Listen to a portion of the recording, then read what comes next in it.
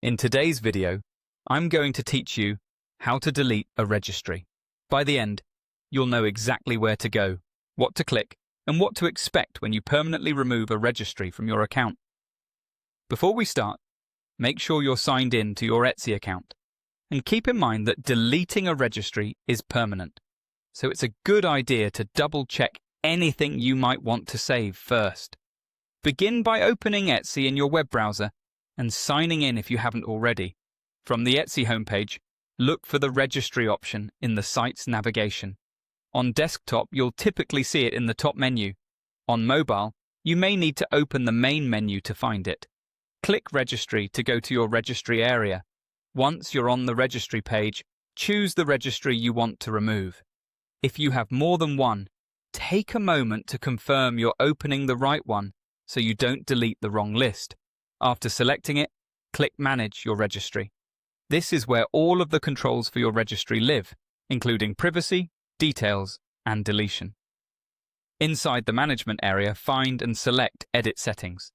This section holds important options that affect the registry itself, including the ability to delete it, so it's the right place to make final changes. Within Edit Settings, locate the option labeled Delete your registry. Clicking this doesn't immediately erase anything. It simply moves you to the confirmation step. Before you proceed, remember that deletion is permanent and will remove the registry from search and from any links you've shared. If you've shared the link with friends or family, they won't be able to view it after this. When you're ready, confirm by clicking Yes, delete my registry. Etsy will ask you to confirm because this can't be undone. Once you click the confirmation, your registry is removed from your account. A few helpful tips before you finalize. If people have been using your registry, consider letting them know you're taking it down so they aren't confused by broken links.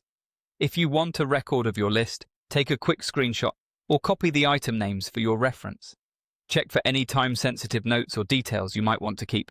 If you don't see the delete option, make sure you're viewing the registry as its owner and not as a guest, and try switching to a desktop browser for the full set of controls. That's it.